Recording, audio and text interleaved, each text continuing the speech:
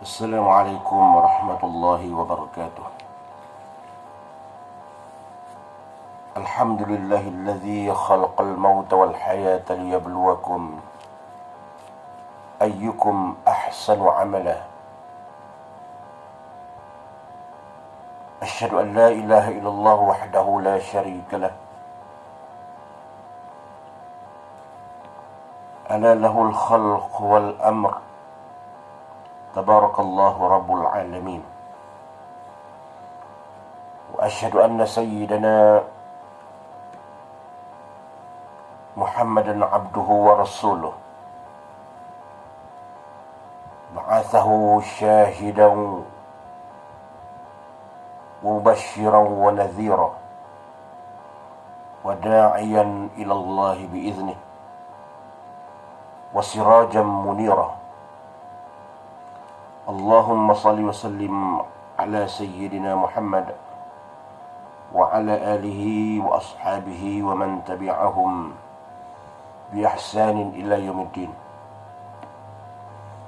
قال الله تعالى: أعوذ بالله من الشيطان الرجيم، بسم الله الرحمن الرحيم. يا أيها الذين آمنوا اتقوا الله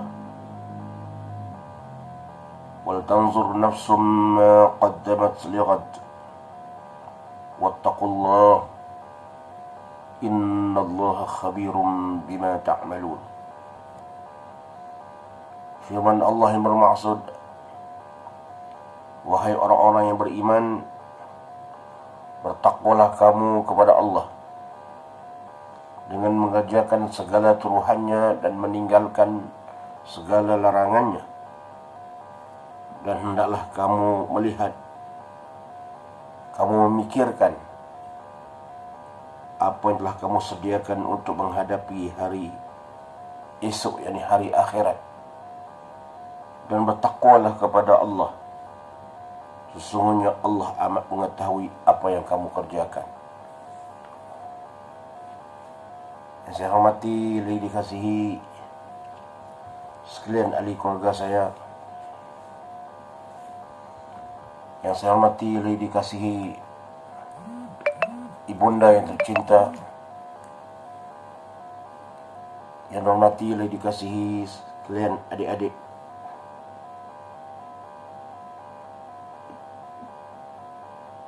yang diingati adik-beradik, saudara-saudara jauh dan dekat, sahabat handai, khususnya muslimin muslimat yang sudi mendengar mau'izah yang cuba saya sampaikan sekadar kemampuan yang Allah izinkan dengan kefakiran ilmu yang Allah kurniakan kepada saya. Mudah-mudahan menjadi pengajaran pada diri saya dan ahli keluarga dan kita sekalian dalam kita melayari lagi kehidupan kita yang Allah kurniakan pada kita hari ini.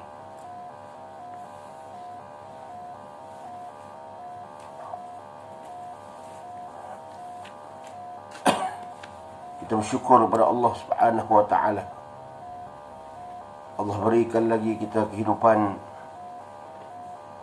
setelah kita mati. Dimatikan sekejap, kemudian kita bangun dengan kita mengucapkan alhamdulillahillazi ahyana ba'da ma amatana wa ilaihin nusyur. Segala puji bagi Allah yang telah menghidupkan aku setelah aku mati, dan kepadamu lah aku akan kembali. Inilah doa yang diucapkan setelah kita bangun pada waktu pagi. Dan hari ini kita sudah berada pada 17 Oktober 2021, hari Ahad, bersamaan dengan 10 Rabiul Awal 1443 Hijrah. 2 hari lagi kita akan menyambut hari kelahiran Rasulullah sallallahu alaihi wasallam, Rasul kita yang kita cinta. Allahumma salli ala sayyidina Muhammad wa ala ali sayyidina Muhammad. Allahumma salli ala sayyidina Muhammad wa ala ali sayyidina Muhammad. Allahumma salli ala sayyidina Muhammad wa ala ali sayyidina Muhammad. Allahumma salli ala sayyidina Muhammad wa ala ali sayyidina Muhammad. Kama sallaita ala sayyidina Ibrahim wa ala ali sayyidina Ibrahim fil alamin innaka Hamidum Majid. Muslimin muslimat yang dirahmati Allah, pada pagi yang mulia ini saya ingin meneruskan lagi kitab yang ditulis oleh almarhum Tuan Guru Datuk Ni Abdul Aziz bin Ni'mat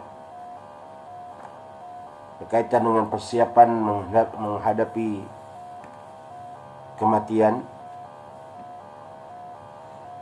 Muslimin muslimat dirahmati Allah sekalian,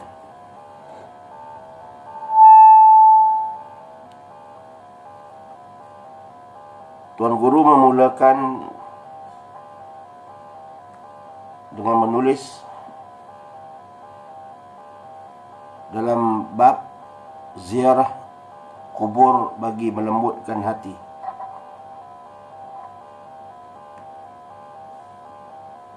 Almarhum mengatakan bahawa suasana di perkuburan kelihatan tenang. Batu-batu nisan tercacak kaku, pohon komboja dan ribunan pohon bunga menghias persekitarannya, seolah-olah ia tempat istirahat yang damai dan nyaman. Namun keheningan yang ada di permukaan tanah pusara tidak menggambarkan suasana sebenar di dalamnya. Di mana almarhum Tuan Guru menceritakan bahawa suasana perkuburan kita melihat tenang. Kadang-kadang ada kubur yang dijaga dengan begitu baik. Dan begitulah kehendaknya. Kehendak dalam Islam, kuburan dijaga, tidak dibiarkan menjadi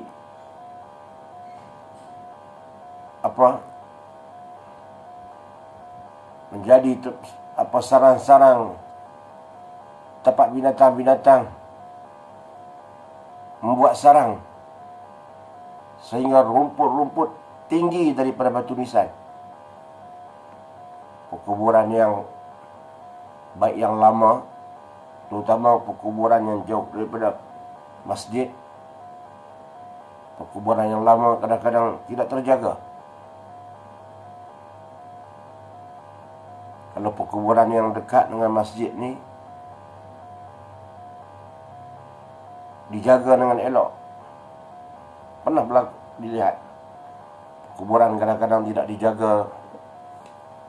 Hanya nak dijaga pun ketika mana waktu hari raya, menyambut kedatangan hari raya Aidilfitri, bakak gotong royong setahun sekali. Kadang-kadang rumput tinggi daripada batu nisan. Ini mudah-mudahan tidak berlakulah di tempat kita. Muslimin muslimat rahmati Allah sekalian, suasana perkuburan kelihatan tenang. Batu-batu nisan tercacak kaku. Batu-batu nisan tercacak kaku. Pohon komboja dan ribunan pohon bunga menghias sekelilingnya. Pohon komboja ditanam di atas kuburan. kuburan yang dijaga dengan elok, seolah-olah dia merupakan tempat istirahat yang damai. Kita melihat suasana itu, kuburan itu damai kita melihat. Kuburan yang dijaga itu indah kita lihat. Seronok kita ziarah kubur. Kuburnya indah. Seulang lagi, itulah sebaik-baiknya. Itulah kehendak Islam. Dijaga perkuburan itu. Tindakan ini perlu diambillah oleh ahli jawatan kuasa masjid dan masyarakat sekeliling. Kadang-kadang kubur-kubur yang lama itu ada datuk nenek kita. Kuburan-kuburan yang jauh daripada masjid, ada datuk nenek kita yang kadang kita tidak kenal. Dan ada perkuburan di situ tuan-tuan guru yang dulu-dulu, masyarakat dulu banyak orang yang alim, ada kubur mereka di situ. Maka perlulah kita memelihara. Dan mudah-mudahan tidaklah berlaku di tempat kita. Seperti itu. Yang rumputnya lebih tinggi daripada batu nisan. Muslimin muslimat dirahmati Allah sekalian.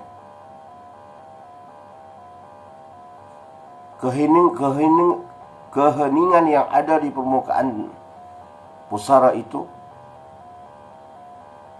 tidak menggambarkan suasana sebenarnya di dalamnya. Keheningan yang kita lihat di permukaan pusara itu sebenarnya tidak menggambarkan keadaan yang di dalam itu, dalam kubur itu. Walaupun kita lihat suasana yang tempat yang cantik dengan pohon kemboja,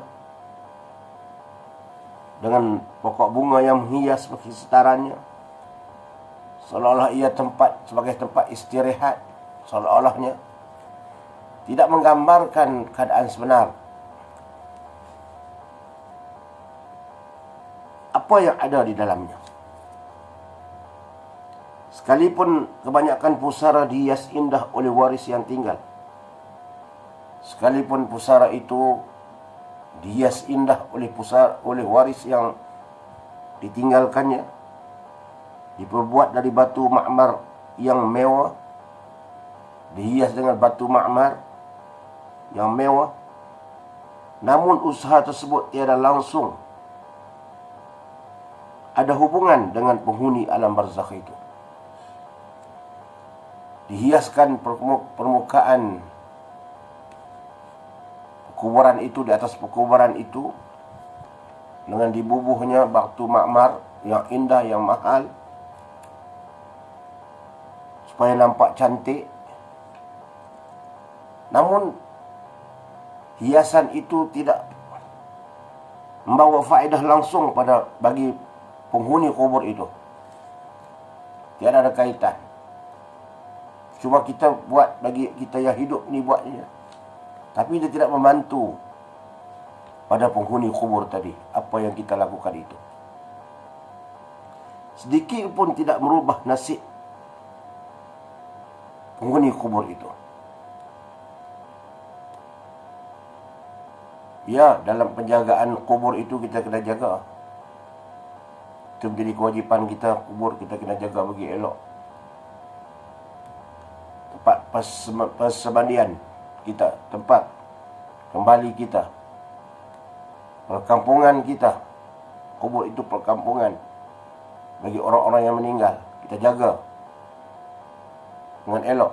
Tetapi menghiasnya dengan meletakkan batu-batu ma'mar yang mahal, seperti kita tengok setengah-setengah kubur,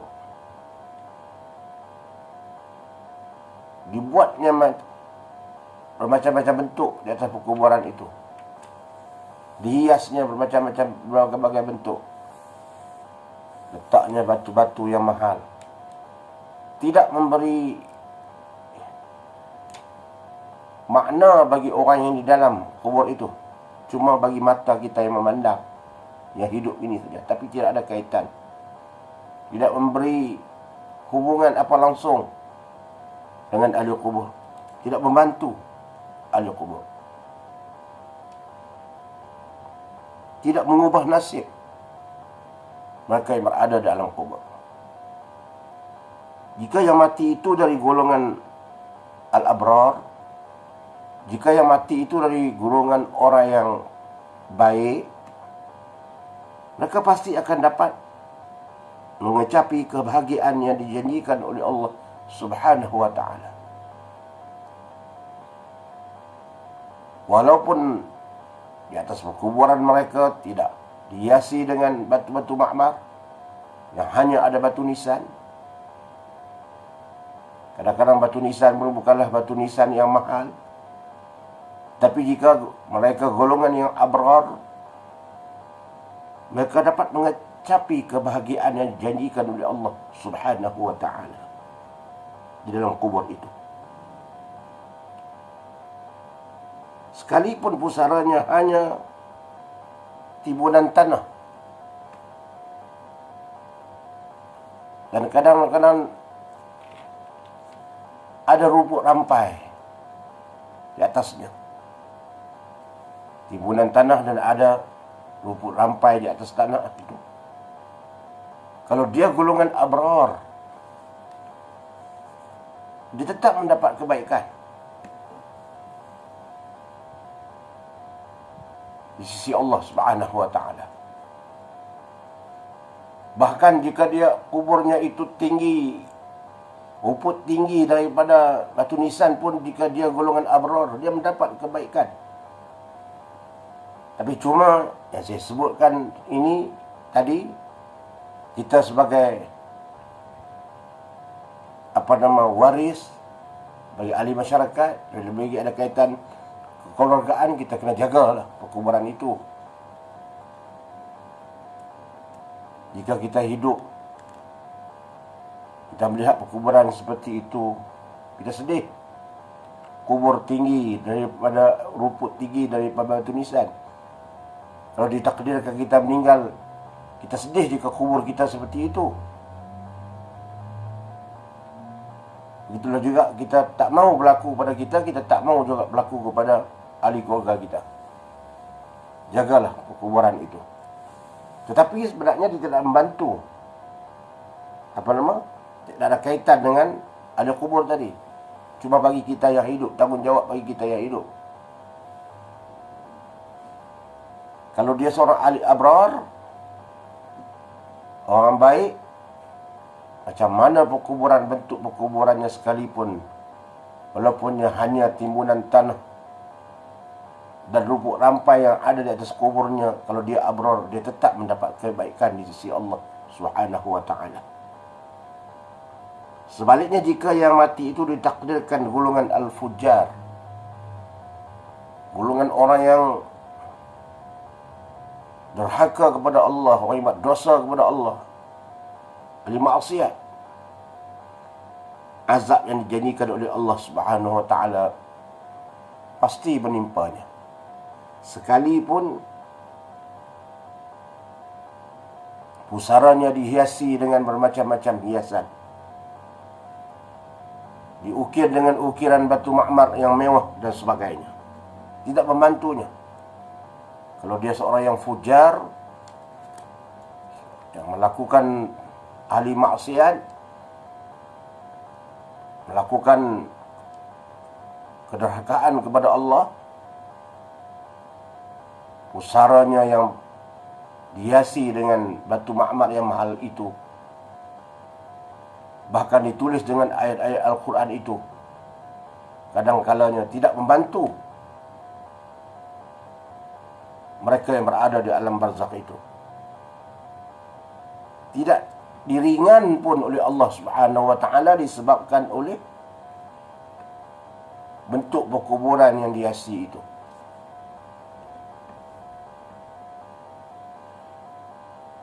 Islam menggalakkan ziarah kubur. Islam menggalakkan kita ziarah kubur, kerana ziarah kubur itu akan memberikan peringatan yang baik kepada kita. Islam dia amat menggalakkan kita menziarahi kubur. kurang-kurangnya sebulan sekali.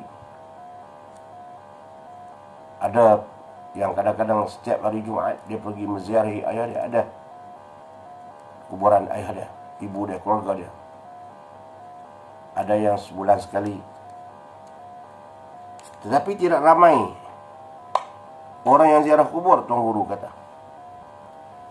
Tidak ramai yang menziarah kubur itu pergi dia merenung untuk memikir dan berfikir, merenung, memikir ataupun terfikir mengenai permasalahan apa yang dihadapi oleh ahli kubur. Fitnah dan yang dihadapi dan juga kesengsaraan yang melanda sebahagian dari penghuninya akibat keingkaran terhadap segala perintah dan larangan Allah Subhanahu wa taala. Namun Tuan Guru mengatakan bahawa tidak ramai orang yang ziarah kubur itu mengambil peringatan tentang nasib ahli kubur, memikirkan mengenai permasalahan yang berlaku jika kita menjadi ahli kubur nanti, fitnah dan kesengsaraan yang akan dihadapi oleh kita nanti jika kita menjadi ahli kubur. Dan begitu juga kesengsaraan apa yang berlaku pada ahli kubur yang kita ziarah. Kita tengah ambil peringatan. Kita mendoakan yang baik kepada ahli kubur, ahli keluarga kita. Kita mendoakan yang baik-baik. Mudah-mudahan Allah Subhanahu wa taala mengampunkan kepada ahli kubur yang terdiri ahli keluarga kita. Lebih-lebih lagi jika dia ada kaitan dengan keluarga kita, kita sebagai anak. Maka doa anak ini merupakan doa yang diterima oleh Allah Subhanahu wa taala. Wa waladun salihun yad'ulah. Ini antara doa yang sampai kepada si mati. Kita mendoakan. Di samping kita mendoakan itu, kita merenung juga nasib yang kita juga akan menempuh benda yang sama. Bagaimana keadaan kita jika kita nanti menjadi ahli kubur seperti mana yang keluarga kita yang kita ziarah tadi. Pergi ke kubur bukan sekadar menziarahi mereka yang meninggal dan mendoakan mereka yang meninggal, tetapi juga memikirkan nasib kita nanti jika kita jadi seperti itu. Kita telah menjadi penghuni kubur. Jadi kita merenung keadaan itu, dia akan melembutkan hati kita. Ada orang yang melakukan ziarah kubur sebagai tradisi. Ada orang yang menziarahi kubur itu hanya sebagai tradisi. Mereka melihat orang lain pada hari-hari tertentu pergi ke kubur, lalu mereka pun pergi. Mereka lihat pada hari raya ramai orang pergi ke kubur, hari raya Aidil Fitri, mereka pun pergi. Merupakan satu tradisi yang jauh balik untuk melihat, menziarahi kubur. Jika kita lihat dalam masyarakat Melayu, telah menjadi budaya dalam hidup mereka. Apabila tiba hari raya Aidil Fitri, masing-masing pergi ke kubur. Ibu bapa, menurut mereka itulah caranya untuk menunjukkan kasih sayang terhadap ibu bapa yang sudah tiada. Dalam masyarakat kita, orang Melayu, kata Tuan Guru, pada hari raya Aidil Fitri, ramai pakat ziarah kubur. Menjadi budaya. Sebagaimana mereka menganggap bahawa itulah menunjukkan bahawa kasih sayang mereka kepada kedua ibu bapa kita, kepada kedua ibu bapa mereka dan kedua ibu bapa kita, termasuk diri kita. Maka diziarahi kubur pada hari raya.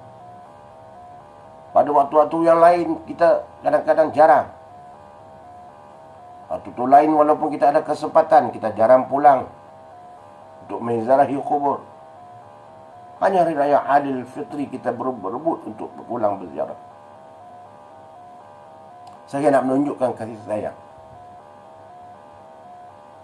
Padahal hari-hari yang lain, bulan-bulan yang lain juga menunjukkan kasih sayang jika kita menziarahi. Bukan maknanya kasih sayang kita pada hari raya itu. Tidak ada menunjukkan satu bukti, dalil bahawa sebagai nak menunjukkan kasih sayang kepada kedua bapa kita, kepada ahli keluarga kita, pada sahabat handai kita, kita cuma ziarah pada hari raya. Nak menunjukkan kasih sayang. Pada hari-hari lain yang ada kesempatan, bulan-bulan lain yang kita ada kesempatan, kita tidak berebut menziarahinya. Seperti mana pada hari raya Aidil Fitri. Ini merupakan satu tradisi masyarakat Melayu sampai ke hari ini. Tidak salah. Tidak salah. Tapi Islam tidak menggariskan yang demikian. Buat itu tidak salah. Bukanlah menjadi satu perkara yang haram. Muslimin muslimat dirahmati Allah sekalian. Mereka membersihkan kubur serta menabur bunga-bunga di atas pusara pada hari raya Aidil Fitri. Sambil mereka berziarah, kadang-kadang mereka menaburkan bunga di atas pusara. Mereka membaca ayat-ayat Quran dan doa. Tetapi setelah itu, telah berlalunya hari raya Aidil Fitri itu, kubur itu ditinggalkan kembali. Lalu rumput tinggi pula daripada batu nisan kembali. Nak jumpa tahun depan pula. Ini jadi budaya dalam masyarakat. Setengah-setengah masyarakat, bukan semua. Menjadi tradisi banyak hari raya saja yang menjadi rebut-rebut untuk pergi berziarah. Kadang-kadang menjadi macam tak lengkap jika hari raya itu tidak menziarahi kedua ibu bapa kita yang meninggal, jika telah meninggal. Pada hari-hari lain, kita ada kesempatan, kita balik kampung, kita ada kesempatan, contoh. Kadang kita tidak menziarahi. Tidak ada perbezaan di antara hari raya dan hari-hari yang lain. Ziarah, kita kena ziarah semacam. Doa itu tidak ada beza, doa pada hari raya dengan doa pada bukan hari raya itu. Tidak ada beza, semacam. Sampai kepada kedua bapa kita. Tapi dah menjadi budaya masyarakat kita, maka dia berlaku. Tidak menjadi satu kesalahan. Tapi Islam tidak menggariskan benda itu. Tak menjadi satu ketetapan, tidak menjadi satu kewajipan. Maksud saya, boleh buat. Kalau yang tak pergi pun tak menjadi satu dosa. Pada raya itu dia pergi pada hari lain. Dia tengok pada hari raya tu ramai sangat orang, dia tak pergi pada hari raya pertama. Dia pergi hari raya kedua. Dia pergi hari raya ketiga, keempat, kelima. Tak mengapa. Bukan maksud mesti pergi pada hari raya pertama menziarahi kubur baru dapat berkat. Hari raya kedua kurang berkat, contoh. Hari raya ketiga lagi kurang berkat. Tidak ada dalam Islam. Pergilah hari apa pun, hari raya berapa pun, hari apa pun. Pergilah pada bulan apapun. Ada keberkatan doa kita yang kita sampaikan kepada arwah roh yang meninggal sampai kepada ahli kubur itu. Lebih-lebih lagi kita ahli keluarganya. Doa daripada anak yang soleh akan sampai kepada ayah dan mak kita. Anak yang soleh ni anak yang baik. Kita semua nak menjadi anak-anak yang baik. Tak semestinya menjadi alim. Anak yang baik. Soleh ni menjadi orang yang baik. Tidak menipu orang. Tidak menzalimi orang. Baiklah, menunaikan kewajipan sembahyang. menunaikan kewajipan-kewajipan yang Allah fardukan. Itu anak yang soleh, yang taat kepada ibu bapa masa hidup, menghormati ayah mak masa hidup mereka hidup, berbakti pada mereka. Itu anak yang soleh. Bukan maknanya ilmu yang banyak itu termasuk di kalangan anak yang soleh. Itu pun bahagiannya lah.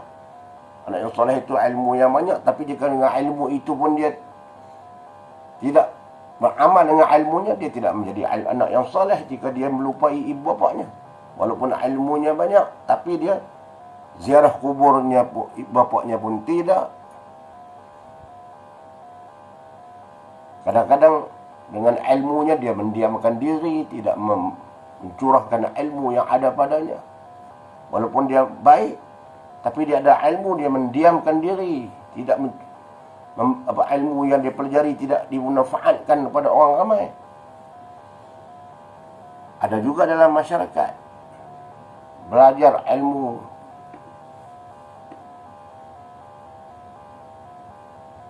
banyaklah belajar, sampai ke kadang-kadangnya sampai ke peringkat tinggi, sampai ke luar negeri, tapi balik tidak mencurahkan, memberi manfaat ilmu yang dia belajar itu pada masyarakat sekeliling. Dengan dia mengajar, dengan dia baca kitab, cuma diamkan diri, diam. Bukan dia tak baik-baik, cuma diam. Ini kita rasa sayang pada ilmu yang ada pada dirinya itu. Dan yang lebih kecewa lagi jika dia tidak menziarahi keluarganya. Walaupun ilmunya ada, dia jarang-jarang menziarahi kubur. Dia pun macam kita juga. Hari raya dia pergi. Ini kita tidak mahu berlaku dalam diri kita. InsyaAllah mudah-mudahan tidak berlaku. Kita pun ada kelemahan. Mudah-mudahan Allah beri kekuatan kepada kita. Kita pun lemah. Kadang-kadang kita pun ada masa kita jarang. Tapi mudah-mudahan Allah beri kekuatan kepada kita. Allah beri ingatan selalu pada kita, memperingatkan diri kita itu dalam detik hati kita. Muslimin muslimat rahmati Allah sekalian. Sedikit sekali orang yang ziarah kubur dengan maksud untuk mengambil iktibar, merenung nasib diri apabila tiba masanya akan menjadi penghuni alam barzakh kelak. Di samping menjadikan suasana kubur sebagai pendorong untuk memperbaiki diri, meningkatkan amal yang soleh. Kadang apabila seorang itu terbaring di dalam kubur, dia hanya akan ditemani amalnya. Berbahagialah jika dia ditemani oleh amal-amal yang soleh. Tetapi sebaliknya akan sengsara jika berbekal amal yang jahat lagi keji. Tuan Guru mengatakan amat sedikit sekali orang yang ziarah kubur mengambil iktibar, merenung nasibnya nanti. Bagaimana keadaannya jika dia pula menjadi ahli kubur?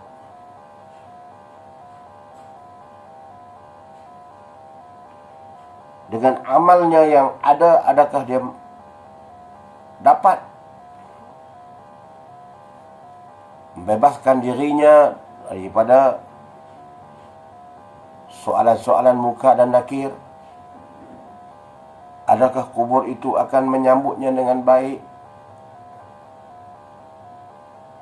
Adakah malaikat-malaikat akan melayannya dengan baik? Adakah kubur itu akan menyambutnya seperti sambut pengantin tidur, seperti tidur pengantin? Jarang, sedikit sekali orang pergi ziarah kubur menyerapkan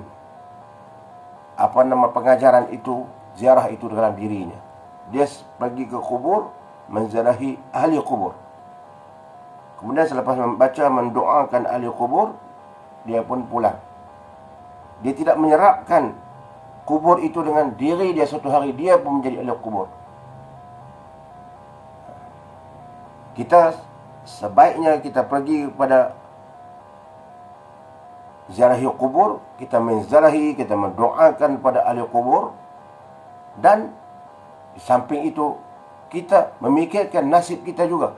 Macam mana jika sekiranya suatu hari kita menjadi ahli kubur? Kita mengambil memikirkan diri kita. Itu dikatakan menziarahi kubur itu dapat melembutkan hati. Bukan pergi ke kubur membaca doa, lepas itu kita pulang. Kita tak kaitkan dengan diri kita. Kita cuma kaitkan dengan si mati saja. Kita mendoakan kepada si mati saja. Tak kaitkan dengan diri kita yang hidup. Kubur itu dengan diri kita yang hidup.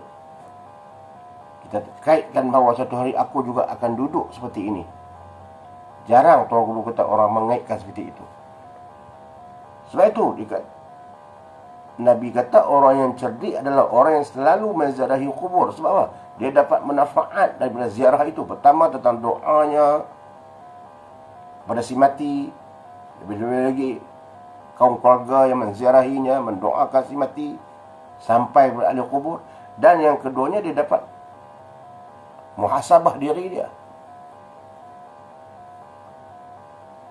Bila dia muhasabah diri dia, mengenang nasib satu hari seperti itu, dan memang akan jadi seperti itu, wajib menjadi seperti itu, maka dia tidak akan melakukan perkara-perkara yang melanggar syariat Allah Subhanahu wa taala. Maka dia orang yang cerdik.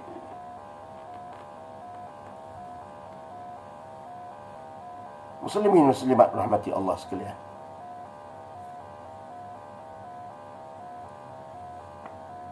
Kita pernah melihat, pernah mendengar bagaimana budak-budak yang nakal. Budak-budak yang nakal.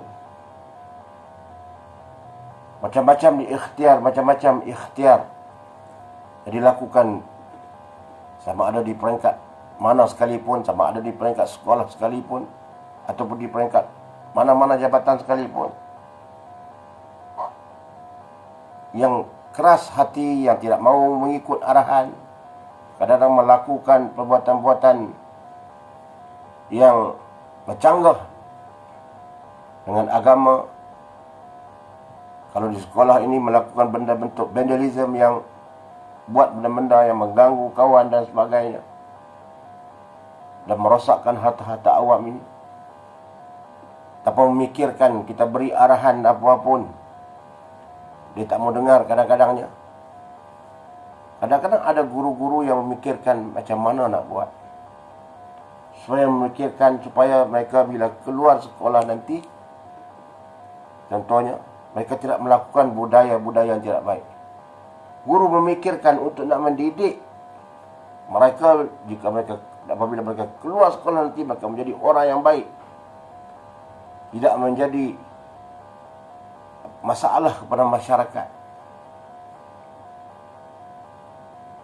Lalu kadang-kadang mereka memikirkan, guru-guru kaunseling terutamanya, memikirkan macam mana nak buat ni, supaya mereka itu lebih menghayati, lebih memahami, dapat menjiwai bahawa apa yang mereka lakukan itu sebenarnya salah. Lalu dibuatkanlah program-program.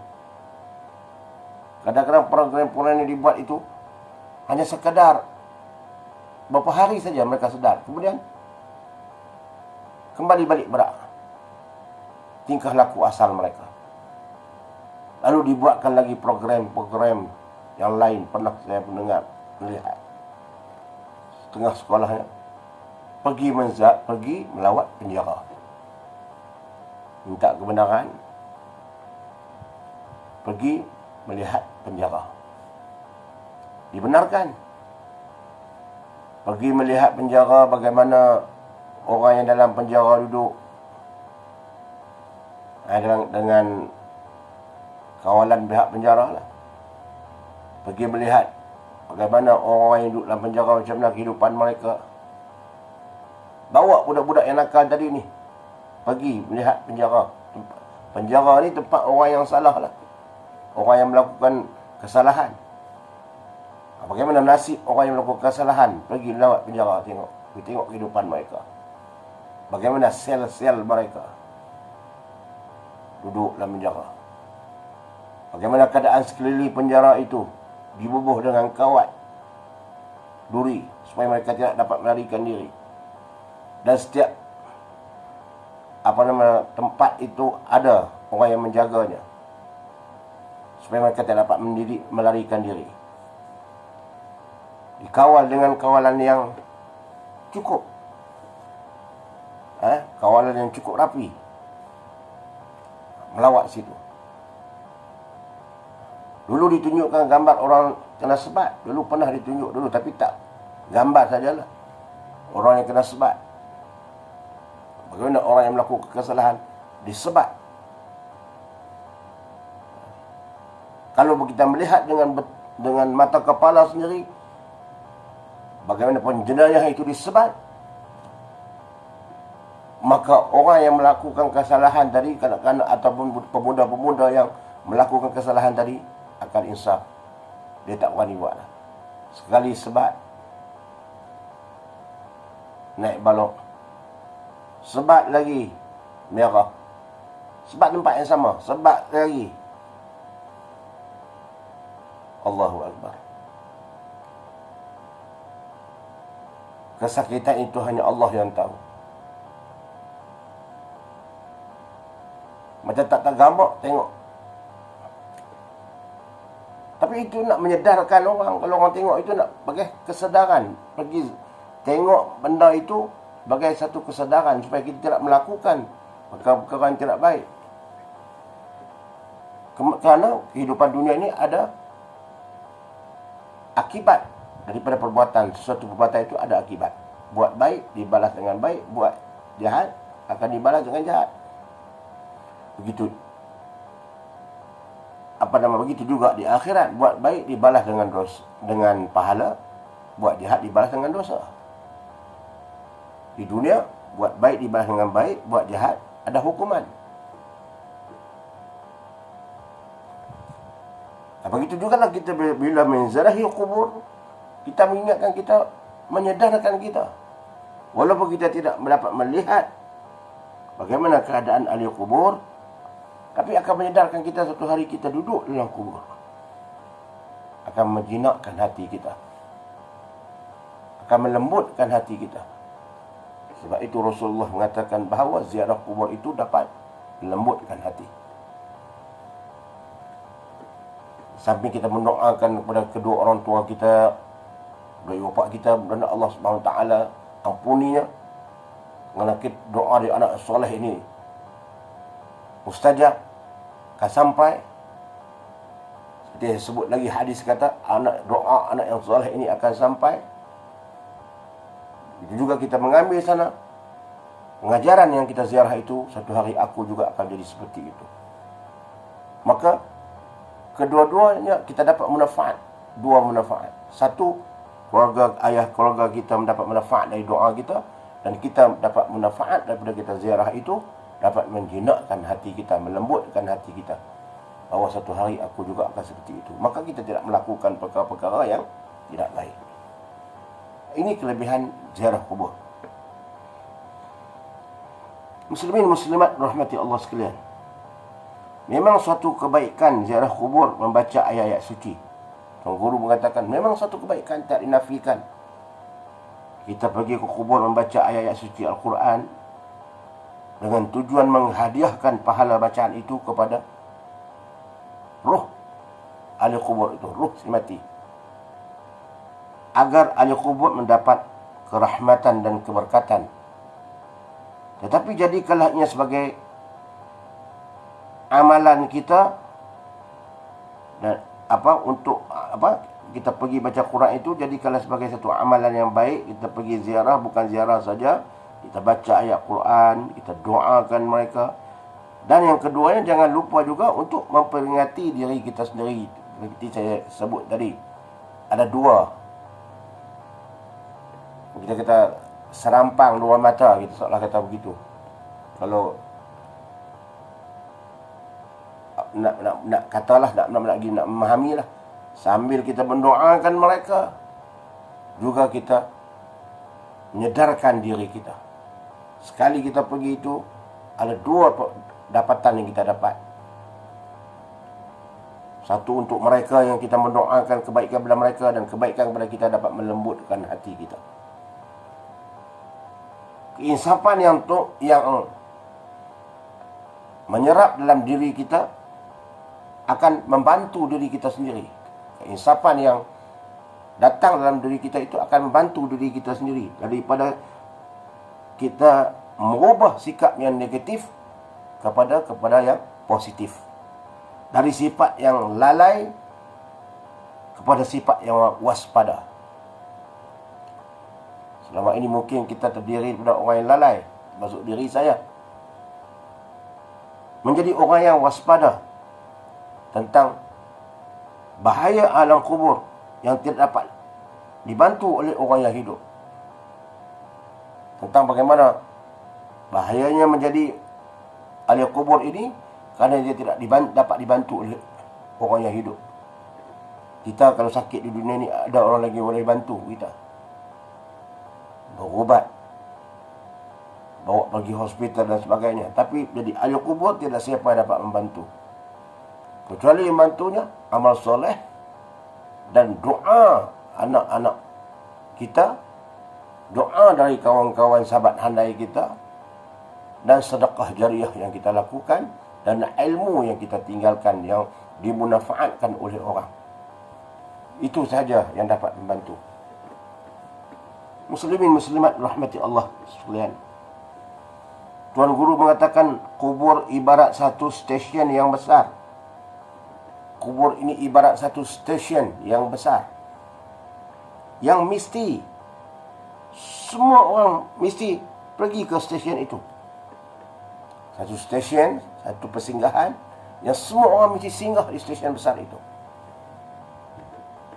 Semua orang yang hidup tanpa mengira kedudukan, daripada orang yang berpangkat tinggi sampai ke pangkat rendah sekali, semua sekalipun mesti akan singgah ke stesen itu.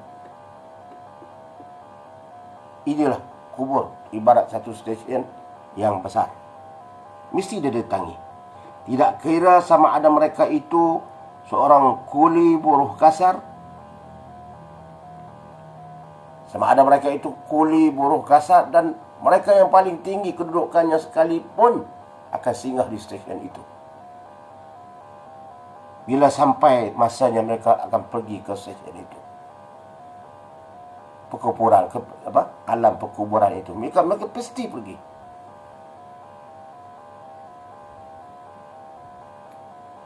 Karena kubur itu adalah pintu pertama bagi akhirat. Kubur merupakan pintu pertama. Untuk kita nak pergi ke akhirat, kita kena masuk pintu pertama dia, kubur. Kita beriman pada hari akhirat. Rukun iman. Dan memang kita percaya hari akhirat, syurga neraka.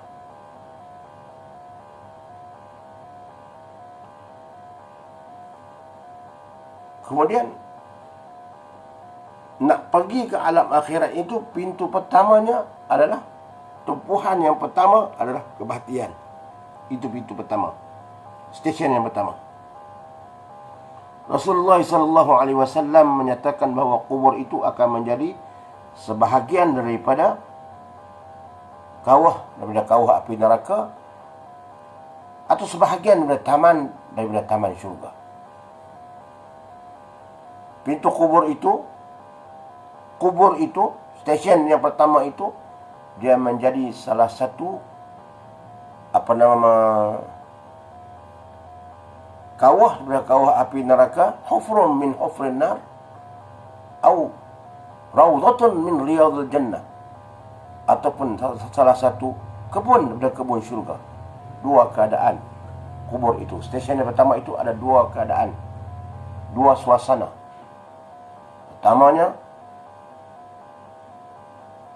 kawah seperti kawah api neraka, dan menjadi yang keduanya adalah salah satu kebun dan kebun-kebun syurga. Justru itu, jadikanlah ziarah kubur itu untuk merenung nasib diri kita juga.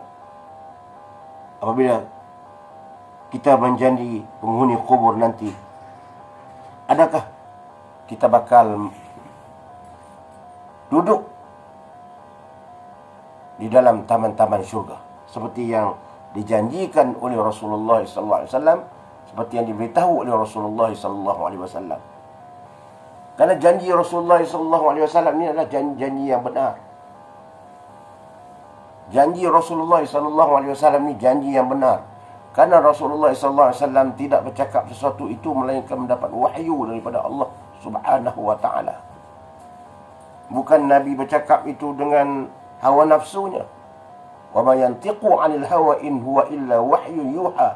Nabi Muhammad tidak bercakap dengan hawa nafsunya, kecuali apa yang dia cakap itu diwahyukan kepadanya. Baru dia menyatakan. Hadis-hadis itu merupakan wahyu daripada Allah melalui perantaraan malaikat Jibril alaihissalam. Makna cakap Nabi adalah cakap yang benar, dan sifat wajib bagi Nabi salah satunya adalah sifat benar. Nabi tidak pembohong. Jadi bila Nabi kata kubur itu salah satu kebun dan kebun syurga, wajib kita percaya. Bila Nabi SAW mengatakan bahawa kubur itu juga boleh menjadi salah satu berkawah api neraka, wajib kita percaya. Sebab yang menyatakan itu adalah Rasulullah SAW. Inilah Tuan Guru mengatakan tujuan sebenar kita menziarahi ahli kubur ini. Di samping kita mendoakan mereka, kita juga menginsafi diri kita. Ini tujuan sebenar ziarah ahli kubur. Bukan satu tradisi hanya dibuat setahun sekali yang tidak mendatangkan kesan dalam hati orang yang mengunjungi. Tidak ada kesan orang yang mengunjungi ziarah kubur, tiada kesan. Minta maaf, jika dia seorang ahli maksiat, terus juga dengan maksiatnya. Dia ziarah kubur keluarganya, tapi jika dia seorang maksiat, terus juga dengan maksiatnya, walaupun dia ziarah kubur.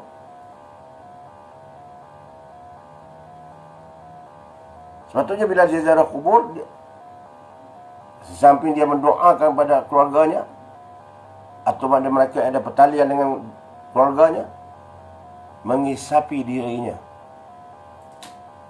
dapat mengubahkan dirinya. Ini kebaikan yang ziarah kubur ini. Inilah antara hikmah yang kita dapat ambil, pengajaran yang kita ambil menziarahi kubur ini. Muslimin muslimat rahmati Allah sekalian, Ibnu Majah meriwayatkan dari Haniq bin Osman berkata bahawa suatu hari Sayyidina Osman bin Affan menangis terseduh sedan di atas kubur. Suatu hari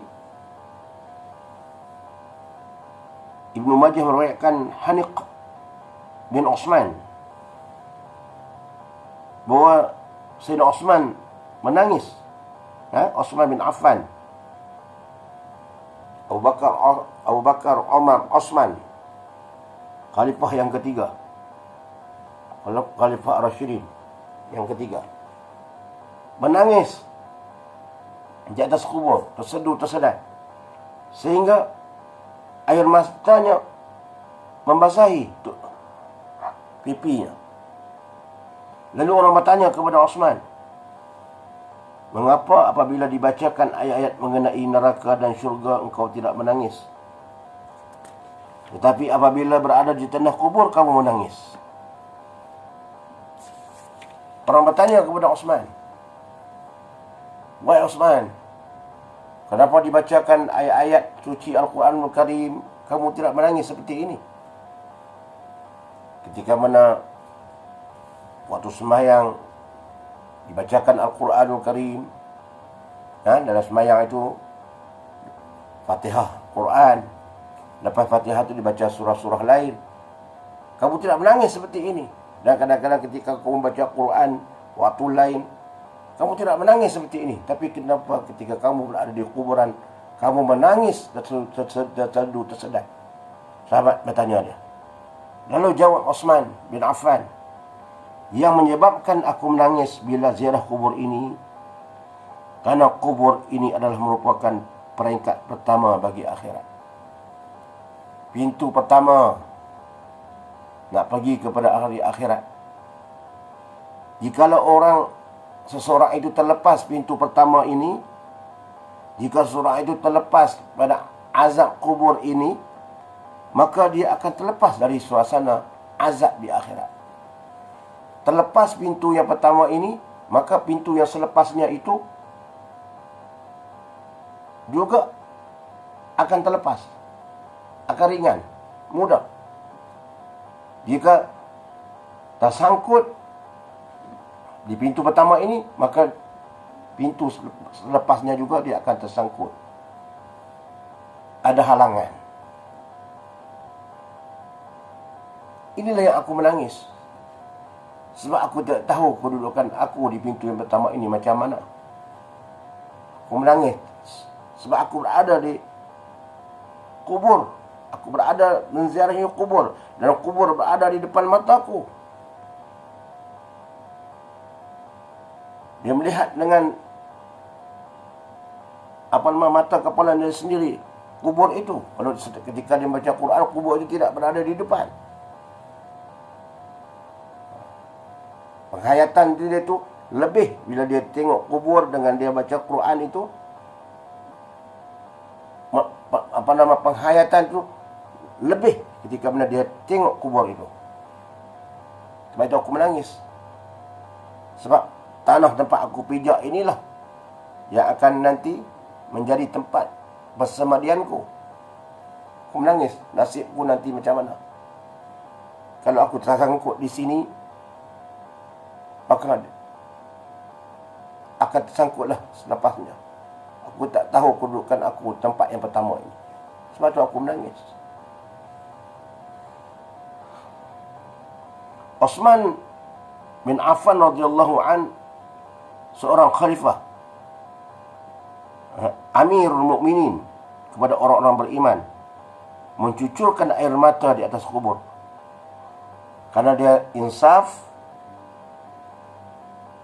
bahawa alam kubur itu adalah pintu pertama soal siasat Allah Subhanahu wa taala kepada seseorang muslim. Pintu pertama untuk disiasat oleh Allah Subhanahu wa taala. Semua kita, baik Amirul Mukminin, baik sahabat, mereka juga akan dipersoalkan. Jika baik, baiklah. Dan mereka itu memanglah di kalangan orang-orang yang baik, sahabat ni radhiyallahu an. Walaupun mereka baik, mereka juga ada soalan-soalan, pertanyaan-pertanyaan yang Allah soalkan kepada mereka. Jika kebaikan, Allah akan bagikan mereka kedudukan yang baik, yang istimewa. Macam juga kepada kita, jika kita baik, Allah akan bagi kedudukan yang istimewa kepada kita. Ini dikatakan pintu yang pertama. Dua malaikat akan memulakan soal siasat kepada kita, iaitu Munkar dan Nakir. Soal akidah kita, soal ibadah, soal muamalah. Masa kita hidup di dunia, kita disoal siasat. Tidak mudah bagi seorang penghuni kubur untuk melepasi soal siasat itu. Tidak mudah bagi ahli kubur untuk melepasi soal siasat malaikat Munkar dan Nakir itu. Karena segala-galanya merujuk segala perbuatan kita masa kita hidup di dunia. Soal siasat itu berkaitan dengan tingkah laku kita masa kita hidup di dunia. Dan ada penyaksian tangan, kaki bersaksi. Al-yawma nakhtimu ala afwahihim wa tukallimuna aydihim wa tashhadu arjuluhum bima kanu yaksibun. Pada hari itu aku peterikan tangan mereka, aku peterikan mulut mereka, bercakap tangan mereka, kaki mereka menjadi saksi di atas perbuatan mereka.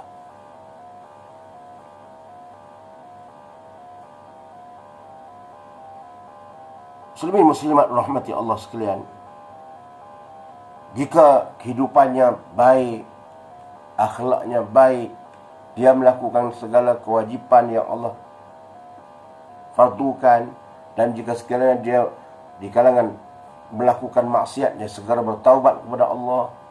Jika sekiranya dia melanggar arahan Allah, dia segera kembali kepada Allah dan insaf kepada Allah, maka dia akan mudah melepasi persoalan di alam kubur itu. Jika dia bertaubat, walaupun dia ahli maksiat, tapi akhir hidupnya timbul penyesalan, dia mengubah sikapnya menjadi orang yang baik, maka dia menjadi penghuni kubur yang Allah sambut dia dengan baik. Malaikat-malaikat menyoalnya dengan keadaan yang baik, sebab pengakhirannya yang baik.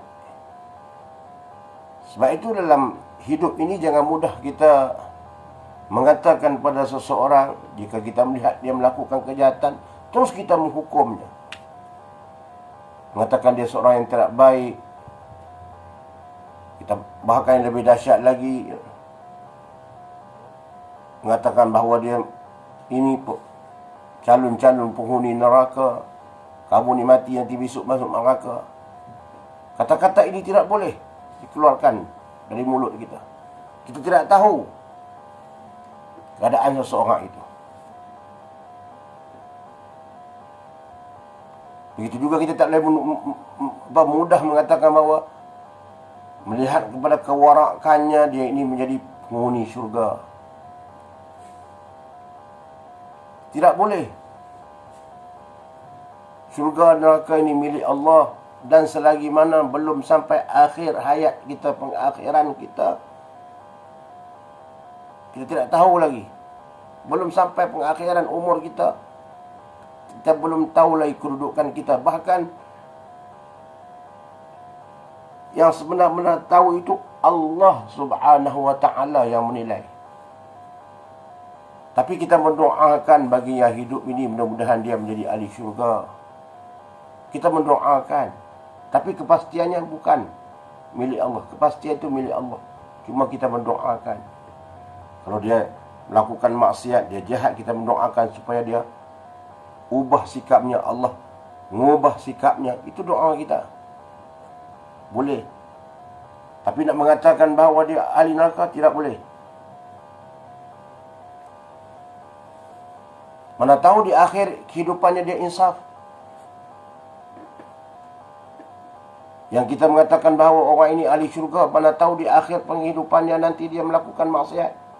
Dekat-dekat dengan ayat kematiannya dia melakukan maksiat, Allah palingkan hatinya. Sebab itu ada doa yang Allah ajar, Rabbana la tuzigh qulubana ba'da iz hadaitana. Ya Allah, jangan engkau palingkan hati kami setelah engkau beri hidayah kepada kami. Jangan kau palingkan hati kami, jangan kau alihkan hati kami. Setelah engkau beri petunjuk kepada kami, jangan kau palingkan hati kami ke arah benar yang tak baik. Setelah engkau beri hidayah, kau beri petunjuk kepada kami, kau beri petunjuk kepada kami, janganlah kau paling lagi hati kami ke arah tidak baik. Rabbana la tuzigh qulubana ba'da idh hadaitana wa hab lana min ladunka rahmah innaka antal wahhab. Doa kita. Ya muqallibal qulub, wahai Tuhan yang membalik-balikkan hati. Hati kita ni Allah yang membalik-balikkan, bolak-balik hati kita. Allah, ya muqallibal qulub, tsabbit qalbi, tetapkanlah hatiku. Tsabbit qalbi. Engkau lah yang membalik-balikkan hatiku, maka engkau tetapkanlah hatiku. Dan yang bolak-balik itu, tetapkanlah hatiku. Tsabbit qalbi ala dinik, atas agamamu. Wa ala ta'atik, dan ke atas ketaatan pada perintahmu. Wa ta'ati rasulik, dan taat pada perintah rasulmu. Wa ja'alna min ibadikas salihin, dan jadikanlah aku dari kalangan orang yang salih. Ya muqallibal qulub, sabit qalbi ala dinik wa ta'atik, subhanaka inni kuntu minaz zalimin. Sesungguhnya aku ini terdiri daripada orang-orang yang menzalimi diriku. Itu doa. Ya muqallibal qulub, wahai Tuhan yang membalik-balikkan hati, tetapkanlah hatiku, sabit qalbi ala dinika, tetapkanlah hatiku di atas agamamu. wa ta'atika, atas taat kepadamu dan atas taat kepada Rasulmu. Subhanaka inni kuntu minaz zalimin. Maha suci engkau ya Allah, sesungguhnya aku terdiri daripada orang yang melakukan kezaliman. Kita minta Allah tetapkan hati kita. Jangan Allah bolak-balikkan hati kita. Tetapkan pendirian kita. Karena kita ini, kita mengadu depan Allah, kita ini memang menzalimi diri kita dalam kehidupan kita ini. Sebab kita manusia. Lebih-lebih kita ni bukanlah orang yang alim sangat, bukanlah ada orang yang ada ilmu sangat.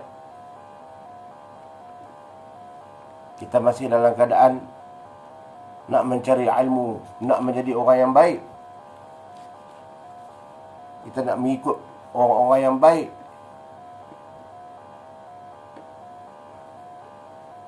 Maka kadang-kadang kita melakukan kezaliman dalam diri kita, maka kita minta ampun kepada Allah Subhanahu wa taala. Muslimin muslimat rahmati Allah sekalian. Sebab itulah Uthman radhiyallahu an menangis. Uthman radhiyallahu anhu menangis di atas kubur karena hatinya merasa ingat insaf akan akhirat. Kadang mungkin berbeza dengan kita, kadang mungkin, bukan semua, berbeza dengan kita yang ziarah pagi raya tu. Kita kadang menangis juga, kata Tuan Guru. Kata Tuan Guru, kadang kita menangis juga di kubur pada hari raya, sedih kerana orang yang diziarahi itu tidak dapat bersama kita bergembira pada hari raya. Sebab itu Uthman radhiyallahu anhu menangis di atas kubur kerana hatinya tiasa ingat akan nasibnya di hari akhirat. Pintu yang pertama itu kubur. Tetapi orang yang ziarah kubur secara tradisi ini, kata Tuan Guru, bagi orang yang ziarah kubur tidak mengambil pengajaran, pada pagi hari raya menangis. Menangisnya bukan, kata Tuan Guru, bukan kadang-kadang bukan kerana mengingati nasibnya di sana, di alam sana nanti. Tapi dia memikirkan kerana sedih orang yang diziarahi itu tidak dapat bersama mereka bergembira pada hari raya. Yang ziarah secara tradisi ini, dia menangis kadang-kadangnya, dia sedih kerana ibu bapanya tidak dapat bergembira, ahli keluarganya tidak dapat bergembira pada hari raya Aidilfitri. Maka keluarlah air mata, menangis kerana tidak sama-sama dapat meraihkan hari kegembiraan itu bersama mereka. Jarang sangat orang yang menangis kerana memikirkan macam mana keadaan dia di alam sana nanti. Pada hari raya itu dia menangis kerana macam mana jika aku jadi seperti mana si mati ini. Tapi dia menangis kerana si mati itu tidak dapat merayakan, ahli keluarga mereka yang meninggal itu tidak dapat merayakan bersama mereka pada hari raya. Sebab itu mereka menangis. Itu menangis apa? Ziarah tradisi kita macam itulah. Kata Tuan Guru, orang yang menangis, orang yang ziarah secara tradisi di pagi hari raya, mereka juga mencucuri air mata tapi menangis sedih kerana tidak dapat bersama bergembira pada hari raya itu. Ini perbezaan ziarah tradisi dengan ziarah untuk kita menjadikan satu ibadat. Mendoakan itu satu ibadat. Mendoakan si mati dan menangis mengenangkan nasib kita di alam kubur nanti. Itu ibadat. Tapi menangis kerana mereka yang mati itu tidak dapat bersama dengan kita pada hari raya, itu tradisi. Mana mungkin orang yang mati itu dapat kembali ke dunia. Lalu mereka menangis kerana tidak dapat bersama dengan mereka pada hari raya untuk makan ketupat lemang daging rendang dan sebagainya, kata Tuan Guru. Lepas tu mereka menangis. Kita tidak mahu ziarah kita, menangis kita kerana seperti itu. Kerana keluarga kita yang mati itu tak dapat merayakan bersama kita, makan ketupat bersama kita, makan daging rendang bersama kita. Kita tidak mahu ziarah kita secara tradisi seperti itu. Kalau kita menangis mengenang kepada mereka yang telah pergi. Kita menangis bahawa kita mengingati mereka, kita sayang kepada mereka, bukan sebab mereka tidak dapat makan ketupat dengan kita, bukan kerana mereka tidak dapat makan daging rendang dengan kita. Tidak, kita menangis kerana kita sayang kepada mereka sebagai anak, dan kita mendoakan mereka. Sebab air mata ini turun tanpa paksaan, sebab Allah bagi di kelopak mata kita ni ada air. Di kelopak mata kita ni, di sebalik kelopak kita ni ada air.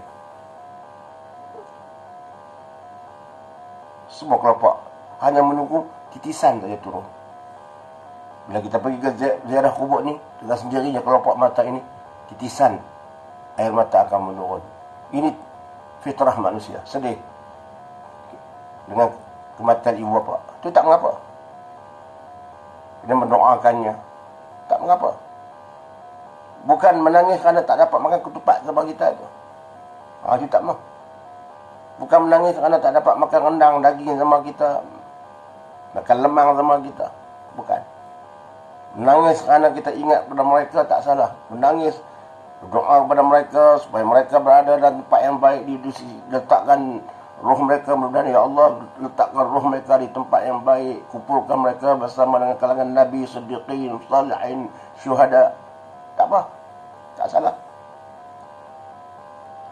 Mereka sedih ketika takbir bergema. Kadang-kadang ada orang yang sedih ketika takbir bergema. Orang-orang yang tersayang sudah tiada. Ketika takbir tu kita terkenang terus orang meninggal. Kalau takbir raya tu memang kita pun memang jadilah kita terkenang. Keluarga kita telah pergi bila takbir raya tu.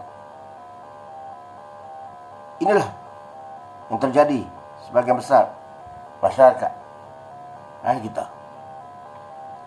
Sedangkan Rasulullah SAW menganjurkan umatnya ziarah kubur dengan maksud supaya mengambil iktibar dan tazkirah dari alam barzakh itu, mengambil iktibar dan mengambil pengajaran daripada ziarah alam kubur itu yang Rasulullah anjur. Bukannya melihat batu-batu nisan yang tercacat kaku di pusara, bukan sekadar melihat batu nisan itu saja, ataupun menabur bunga dan menyiram air mawar seperti yang dilakukan oleh menyiram air mawar dan menyiram bunga seperti dilakukan oleh sebagian masyarakat. Bukan itu yang Islam anjurkan, kata Tuan Guru. Kita pergi sana dengan berdoa, cukup dengan doa dan mengambil pengisapan dalam diri kita. Tak payah tabur-tabur bunga, dan tak payah kita taburkan air mawar pada hari raya, kerana dia tidak boleh membantu lagi pada ahli kubur itu. Yang boleh membantu hanya doa dari anak yang soleh. Kita yang hidup ini. Dan akhirnya dia kata, jika ziarah kubur pun tidak dapat melembutkan hati, jika ziarah kubur pun tidak dapat melembutkan hati kita lagi, kata Tuan Guru, maka sesungguhnya hati manusia itu ada kalanya lebih keras dari batu yang pejal. Lebih keras lagi. Kalau ziarah kubur pun tidak dapat melembutkan hati, maka hati itu, dia Tuan Guru kata, lebih keras daripada batu yang pejal. Batu tu dah keras, batu yang pejal itu keras lagi hati. Batu pejal itu pun jika dia dititis oleh air, selalu air yang menitis sehingga berpuluh tahun, dia akan melekok. Batu pun dia akan menjadi melekok dengan air tadi, berlaku perubahan. Walaupun dia batu yang pejal, tapi jika titisan air itu menitis, dia akan ada lekuk. Dia ada alirannya. Kita dapat pergi ke bukit-bukit, kita tahu macam mana ada lekukkan batu itu. Sebab air yang mengalir mungkin berpuluh, beratus tahun itu, batu yang pejal pun akan merubah, akan melekuk.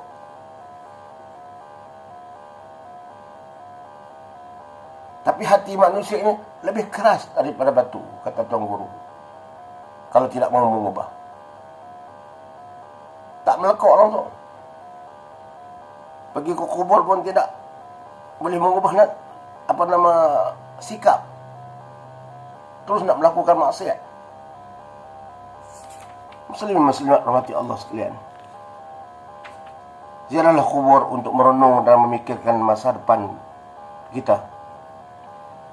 Ziarahlah kubur untuk merenung nasib atau masa depan kita, supaya cerah masa depan kita. Masa depan orang yang beriman ialah di hari akhirat. Masa depan orang yang beriman ialah kejayaan yang sebenar, adalah kejayaan di akhirat. Masa depan kita yang sebenar adalah kejayaan kita di hari akhirat, yaitu berusaha seupaya mungkin, sekadar kemampuan, untuk melepaskan segala fitnah kubur serta soal siasat pertama di permulaan akhirat itu. Itu kejayaan yang sebenar. Kita dapat melepaskan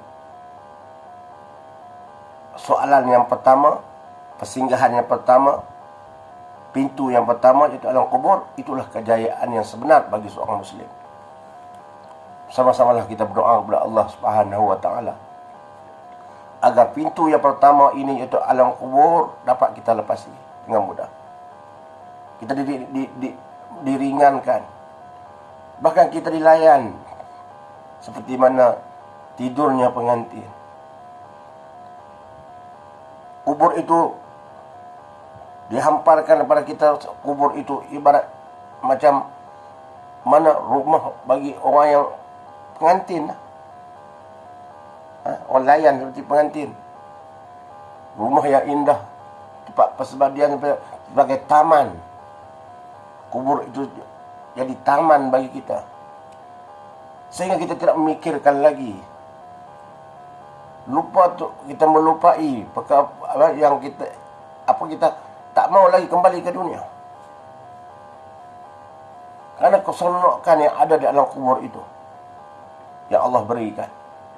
Berbeza dengan kesengsaraan yang dihadapi oleh orang yang melakukan maksiat di pintu yang pertama itu. Dia nak kembali ke dunia.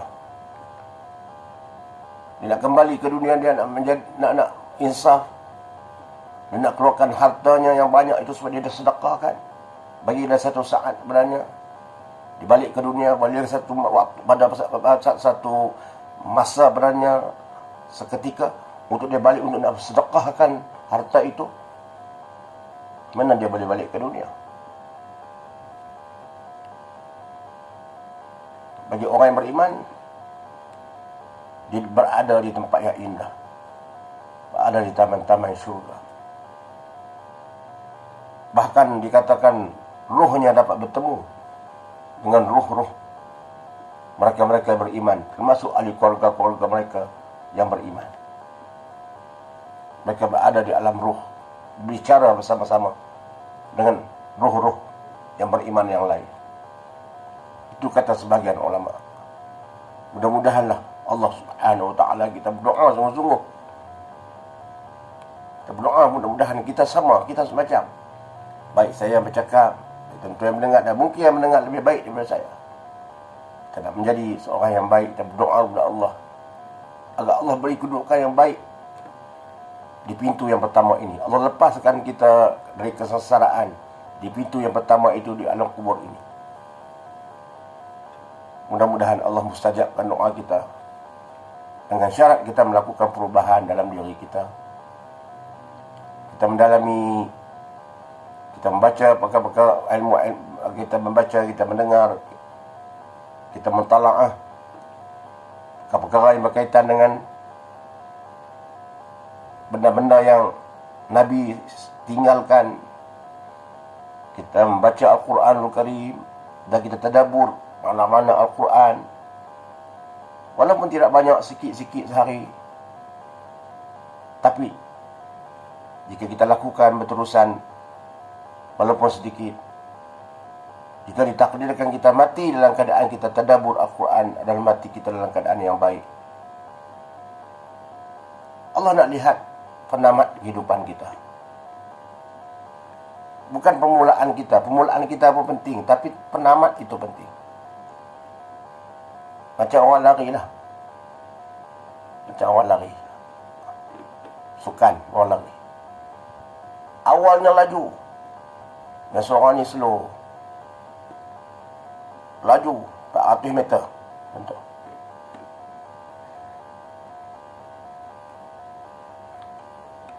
Dia laju. Tapi yang laju ini bila sampai 100 meter lagi dengan penamat, terjatuh. Awalnya laju. Baguslah laju ni dalam pertandingan. Memang orang kata pingat emas lah dekat dia.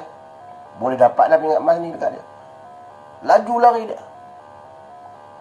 Bila sampai 100 meter lagi ataupun 50 meter lagi dengan garis penamat, dia terjatuh. Kadang luka, cedera atau pingsan disebabkan dengan kepenatan dan sebagainya. Berbeza dengan orang yang slow tadi. Slow dia awal tadi pun dia dah slow, dia tak dapat nak ikut yang laju ni, tapi dia berterusan. Bila terusan akhirnya dia sampai ke garis penamat juga. Dia dapat memotong yang laju tadi, sebab yang laju tadi dah tak dapat nak bergerak dah. Akhirnya pingat emas dapat kepada dia. Akhir dia mendapat pingat emas. Walaupun awalnya dia kalah, awalnya dia slow, awalnya dia tidak laju, tapi dia berterusan. Istiqamah dia. Dia lari juga. Walaupun kau ni lajulah. Dia tak dapat nak ikut. Nak buat macam mana. Tapi dia lari juga.